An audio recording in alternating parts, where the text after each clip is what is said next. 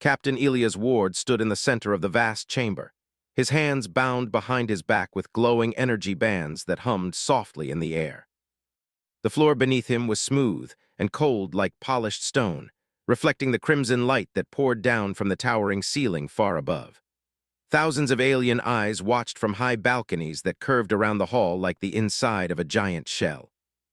This was the Hall of Judgment on the world of Xyrath, a place where no outsider had ever walked out free. Elias took a slow breath. The air tasted sharp and metallic, but he forced himself to stay calm. He had been trained for fear, for battle, for space that could crush a ship like a tin can. But this was different. This was a room filled with power, old and heavy, pressing down on him from every direction. At the far end of the hall, raised high on a platform of black crystal, sat the alien queen. Xyrath was nothing like the images shown in human briefings. Those had been flat and lifeless, unable to capture her true presence. She was tall, easily twice Elias' height, with skin that shimmered like dark red glass under firelight. Her eyes glowed gold, not bright but deep, like stars seen through thick clouds. A long, flowing mantle of living fabric moved around her shoulders as if it had a mind of its own. She leaned forward slightly, resting one clawed hand on the arm of her throne. "Human!" Her voice echoed across the hall, layered and powerful as if many voices spoke at once. "You stand accused of crossing sacred space and defying the law of the Xyrath Empire. Do you deny this charge?" Elias swallowed and lifted his head. He made sure his voice did not shake. "No, Your Majesty," he said. "I crossed the line, but I didn't come to steal or fight. I came to talk." A wave of low sounds rolled through the crowd, a mix of hisses, clicks, and deep tones. Among the Xyrath and their allied species, humans were still a strange rumor more than a known people. Soft-skinned, short-lived, emotional, weak, according to most reports. Xyrath studied him in silence, her eyes narrowed just a little. "Humans do not talk in my space without permission," she said. "They beg, or they run, or they die." Elias shifted his weight slightly. His legs ached from standing, but he refused to show it. "Then I guess we're different," he said. A few sharp sounds of surprise burst from the crowd. The queen's lips curved in something that might have been a smile. "Different," she repeated. "We will see." She lifted her hand, and the energy bands around Elias' wrists tightened. A sudden heat ran through his arms like a line of fire. He clenched his teeth but did not cry out. His knees bent slightly, but he forced himself to stay upright. "This is your punishment," Xyrath said. "A test of body and will. You will kneel when your strength fails." The heat grew stronger, spreading across Elias' shoulders and down his spine. It felt like standing too close to a star. His vision blurred at the edges and sweat ran down his face. He focused on breathing. In, out, slow. His training echoed in his mind. Pain was real, but it did not control him. He had crossed frozen moons and burning deserts. He had watched friends fall and still moved forward. The crowd leaned in. Many of them had seen this punishment before. Few survived it without breaking. Minutes passed, or maybe seconds. Time became a strange thing inside the heat. Xyrath tilted her head. "You are still standing," she said. "Why?" Elias laughed weakly. It surprised even him. "Because if I fall," he said between breaths, "then this is just another story about humans being small. And I'm tired of those stories." The queen stared at him. The heat suddenly faded, leaving Elias shaking but standing. The hall fell silent. Xyrath rose from her throne and walked down the steps. Each step made a deep sound that echoed through the chamber. She stopped just a few feet from Elias, close enough that he could feel the warmth from her body. Her golden eyes searched his face, as if trying to read something hidden beneath his skin. "You are brave," she said slowly, "or foolish. Sometimes they are the same." "Yeah," Elias said, "we get that a lot." For a moment, something changed in her expression. The sharp edge of command softened just slightly. Then she said the words that would echo across the galaxy. "If you were single," Xyrath said, her voice low and almost amused, "I would give you my number." The hall exploded into noise. Shouts, gasps, and strange alien cries filled the air. Even Elias forgot to breathe for a second. He blinked. He said. "That's very flattering, Your Majesty." Xyrath straightened, her expression once again calm and powerful. "Do not misunderstand," she said. "This is not a mating offer. This is curiosity. Humans do not behave as you do. I wish to know why." The energy bands released, and Elias' arms dropped to his sides. They felt heavy and numb, but free. "You crossed into my space to speak." the queen continued. Now you will speak, but not here, not in front of those who only wish to judge. She turned and gestured. Two tall guards stepped forward, their armor glowing with faint blue light. Take him to the inner path, she said. The crowd erupted again, this time in confusion and anger. The inner path was a place of private audience, reserved for rulers and high leaders, not prisoners. Elias was guided away, his legs still weak, his mind spinning. He had come expecting a cell or an execution. He had not expected this. The hallway beyond the Hall of Judgment was quiet and dim, lit by soft lines of light in the walls. The guards said nothing as they walked. Their footsteps were perfectly in time. Finally, they stopped at a wide door made of smooth black metal. It slid open without a sound. Inside was a smaller chamber, warm and calm, with a single platform in the center. Zarathus was already there, standing near a pool of glowing liquid that moved like slow water. The guards left, and the door closed behind Elias. He was alone with the Queen of Zyrath. She turned to face him. "You are not afraid," she said. "I am," Elias replied. "I just don't let it drive." She considered that. "My people rule through fear," Zarathus said.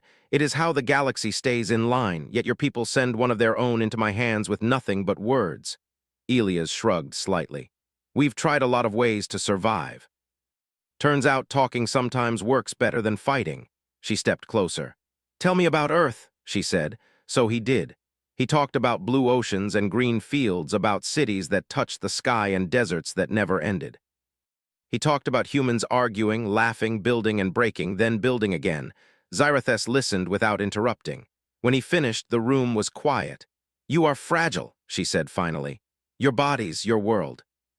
Yet you step into the stars as if you belong there." Elias smiled. "Maybe we don't belong," he said, "but we're good at showing up anyway."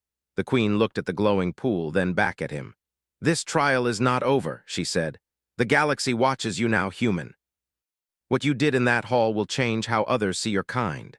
Elias felt the weight of those words settle on his shoulders. "I didn't plan on being a symbol," he said. "Few ever do," Zarathus replied. "Yet here you are." She raised her hand, and a small glowing mark appeared in the air between them. It hovered, pulsing softly. "This is a channel," she said. "If you wish to speak again, you may use it." Elias stared at it, then carefully reached out and touched the light. It sank into his skin and vanished, leaving a faint warmth behind. He met her eyes. "Thank you," he said, "for not killing me." A slow, deep sound came from her, something like a quiet laugh. "Do not thank me yet, Elias, ward of Earth," she said. "The hardest part comes after the first step." The door behind him opened. As Elias was led back toward his ship, he looked once over his shoulder at the Queen of Zyrath, standing alone in her chamber of light and shadow. Somehow, he knew this was not the end of his trouble. It was the beginning of humanity being noticed. The human ship drifted at the edge of Zyrath space like a quiet thought that refused to go away. Captain Elias Ward stood on the bridge, hands resting on the back of his chair, staring at the wide screen that showed the dark glow of the alien world far below. Clouds of red and gold light moved slowly across the planet's surface like living fire. Behind him, his crew waited in silence. They had all felt it. Something had changed. Elias finally turned around. His face still showed signs of the trial, dark lines under his eyes, a stiff movement in his shoulders. But there was something else there, too. A spark that had not been there before. "We're not leaving yet," he said. Lieutenant Mara Chen raised an eyebrow. "Captain, with respect, the Queen of Zyrath almost cooked you alive."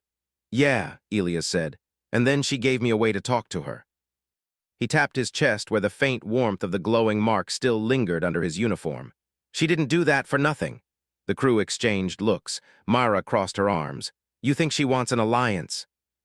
"I think," Elias said slowly, "she wants to know if we're worth taking seriously." The ship's sensors suddenly chimed, a soft but urgent sound. "Captain," said the navigation officer, "multiple ships just crossed into the outer zone, not Zyrath design." The screen shifted. Dark shapes appeared against the stars, sharp angles, heavy armor, warships. Elias' jaw tightened. "Who are they?" he asked. "Unknown," the officer replied, "but they're moving fast." On the planet below, Zarathus stood on a high balcony that looked out over her capital city. Towers of crystal and metal rose from the ground like frozen lightning. Airships drifted between them, their lights glowing in the red sky. She felt it before her advisors spoke. A ripple in the stars. "Your Majesty," one of them said, bowing low, "foreign fleets have entered the border." Zarathus's eyes narrowed. They move without invitation, she said. That is not curiosity, that is threat. Her gaze lifted toward the sky, toward the small human ship hovering far above. Interesting timing, she murmured. Back on the human ship, Elias made a decision that would be talked about for years. Open a channel, he said. To who? Mara asked. Everyone, Elias replied. The Xyrath, the incoming fleet, any system listening. The crew hesitated. This could get us targeted, Mara warned. Elias nodded. We already are. The channel opened. Elias stepped forward and stood straight. This is Captain Elias Ward of Earth, he said, his voice steady. You have entered a region under the rule of the Xyrath Empire. This space is not empty, it is not unclaimed. If you're here to talk, then talk. If you're here to fight, know this, you won't be fighting just one species. Silence followed. Then a harsh voice broke through the channel. Human, it said. You speak boldly for something that barely holds a planet. Elias smiled slightly. Maybe, he said, but we're good at standing in front of bigger things. On Xyrath, Zarathus listened to the transmission. A slow, deep sound escaped her throat again, that quiet laugh. The foreign fleet did not turn away. They moved closer. The first shots did not hit anything. They were warning blasts, bright lines of energy that cut through empty space. Elias raised a hand. Shields up, he said calmly. The human ship's defenses flared to life, thin but stubborn, like a wall made of will instead of metal. On the planet, alarms began to sound across the city. Zarathus turned to her commanders. Prepare the defense grid, she said, but do not fire yet. She looked back at the sky. Let us see what the human does. Elias felt the ship shake as another warning blast passed close. Mara leaned toward him. Captain, we can't take a direct hit from those ships. I know, Elias said. He pressed the mark on his chest. The air in front of him shimmered. A glowing symbol appeared, the same light Zarathus had given him. A new channel opened. Queen Zarathus, Elias said. Looks like we both have guests. Her image formed on the screen, tall and glowing, eyes sharp. They are not guests, she said. They are challengers. Elias nodded. Then maybe we answer together. There was a pause. In that moment, two worlds waited on the choice of an alien queen. Finally, Zarathus spoke. You stand between my empire and those who wish to test it, she said. That is a dangerous place for a fragile species. Elias looked at the warships on the screen. Yeah, he said, but someone has to stand there. Another silence. Then Zarathus raised her hand. Xyrath fleet, she commanded. Rise! From the dark side of the planet, shapes emerged. Dozens, then hundreds, massive ships glowing with the same red and gold light as the world below. The sky filled with power, the foreign fleet slowed. For the first time, they hesitated. The human ship sat in the middle of it all, small and bright. Mara exhaled slowly. Captain, she whispered, I think you just put us in the center of a war. Elias watched the stars. I think, he said, we just made sure we're not invisible anymore. The foreign commander spoke again. This does not concern you, human. Elias leaned forward. Everything concerns us, he said. That's kind of our thing. Zarathus's eyes flicked toward him on the screen. Your kind is strange, she said. You do not rule, you do not dominate. Yet you step into storms like you own the sky. Elias shrugged. Someone taught us a long time ago, he said. If you wait for permission, you never go anywhere. The first real shot was fired. It came from the foreign fleet. A bright beam of energy aimed straight at the human ship. Time seemed to slow. Mara shouted. Systems screamed. Elias did not move. The beam struck the human shields. They flared white, then blue, then dimmed, but they held. Barely. Zarathus's voice cut across every channel at once. That ship stands under my protection, she declared. Any who strike it strike Xyrath. The response was chaos. The Xyrath fleet surged forward, their ships moving like a wave of fire.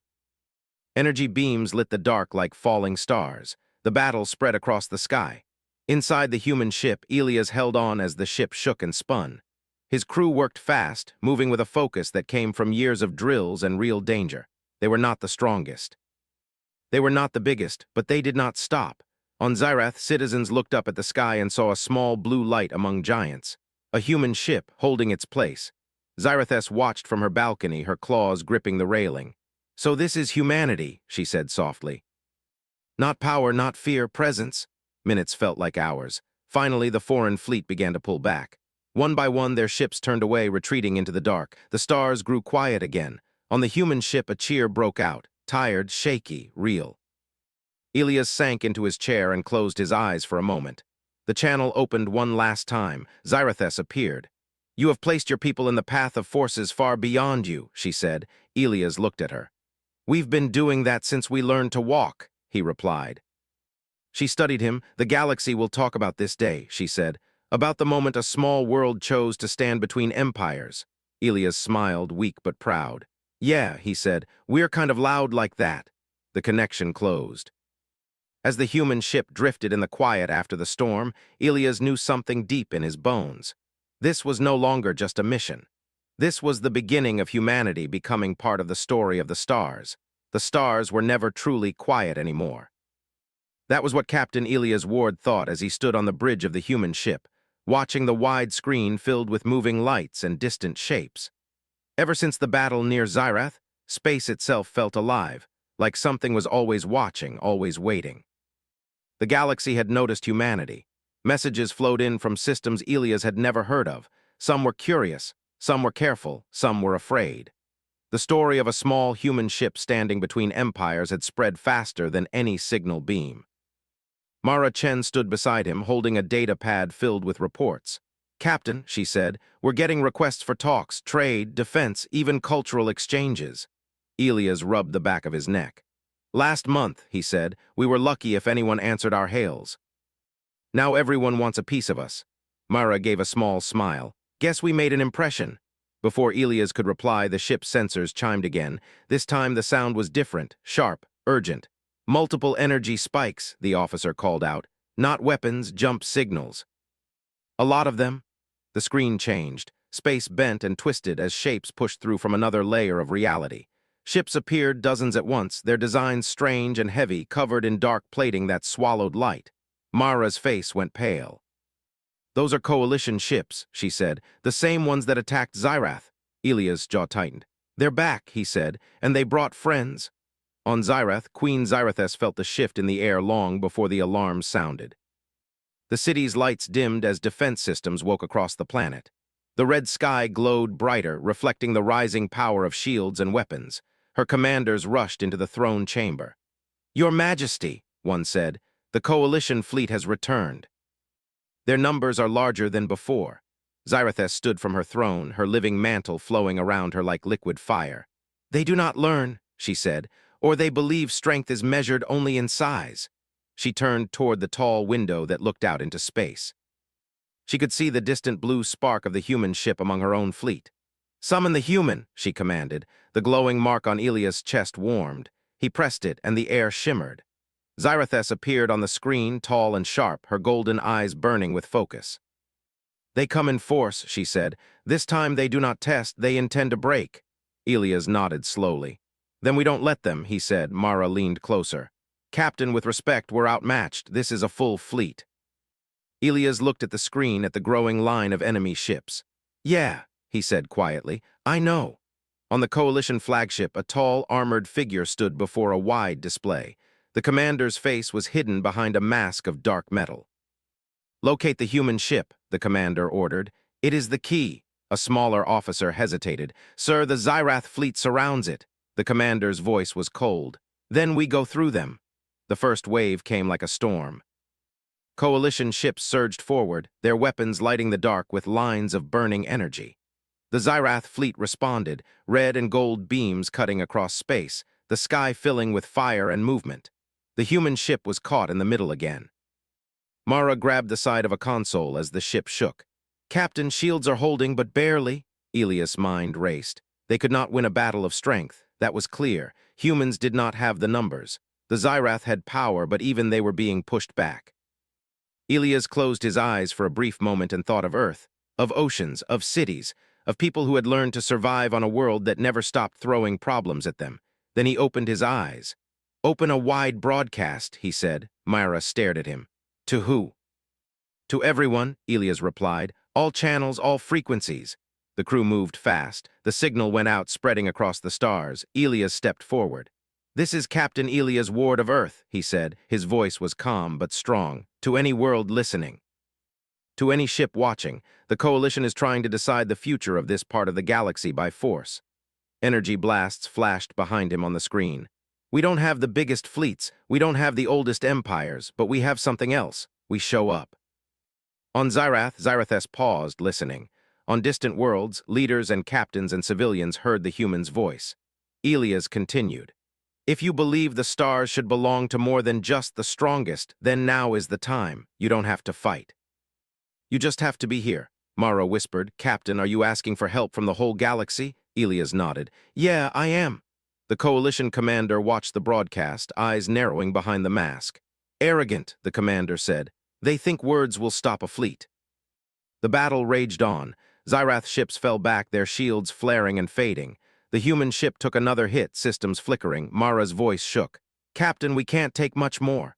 Elias looked at the stars. Just a little longer, he said. Please.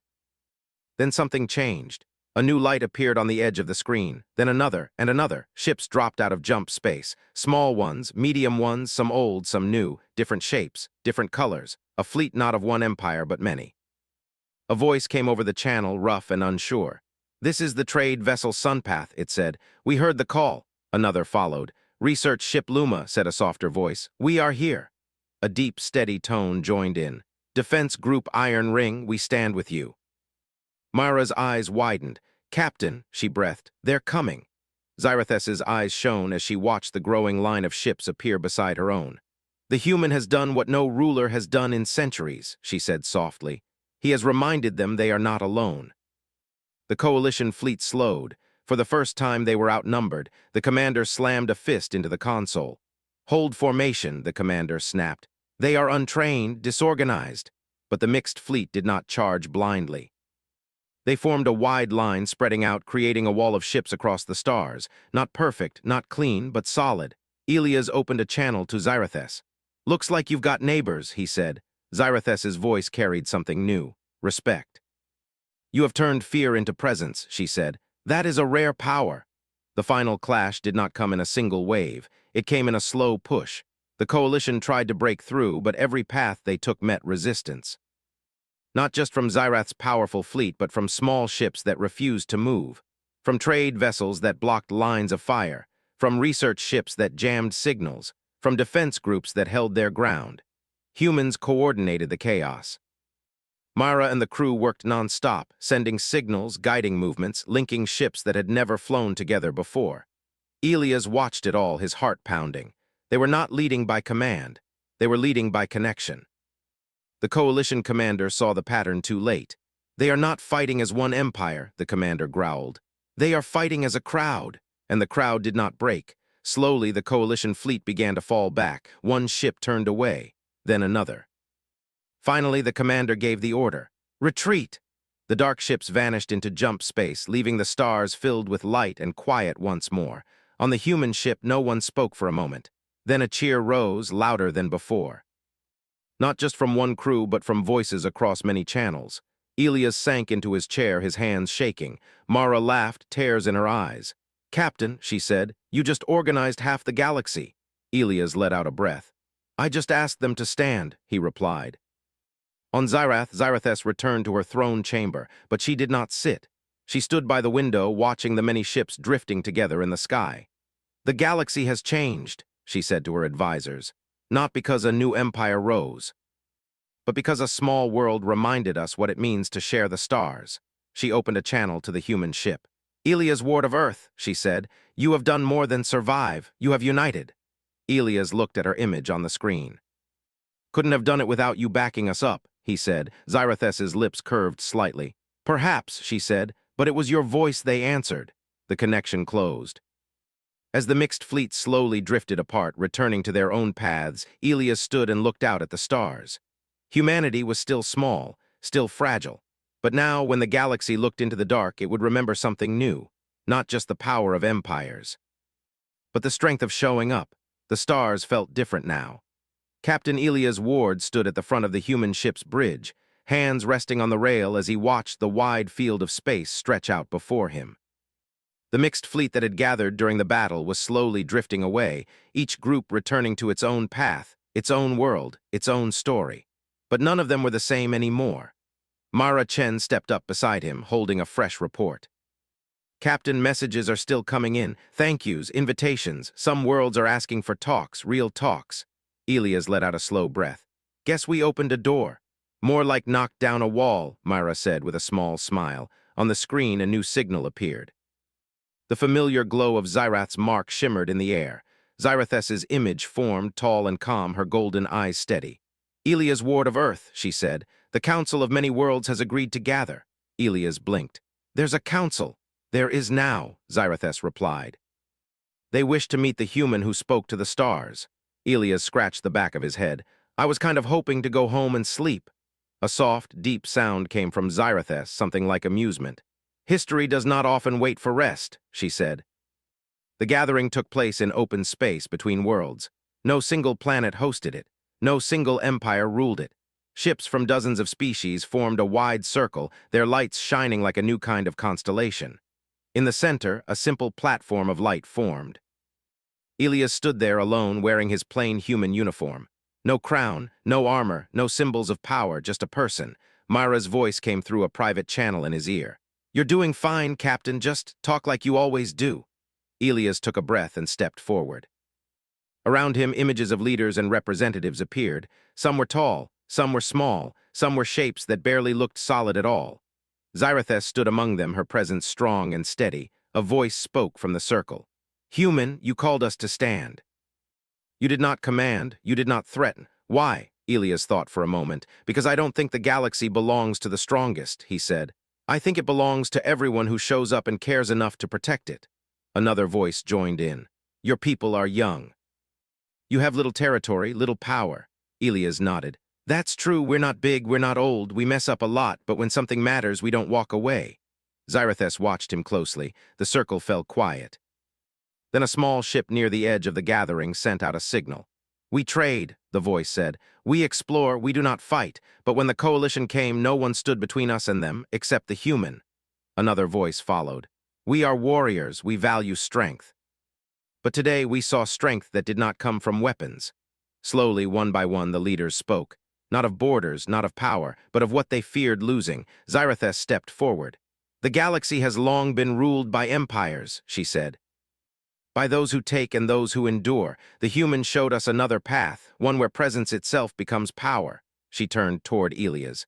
My people name this kindred, those who stand not above or below but beside.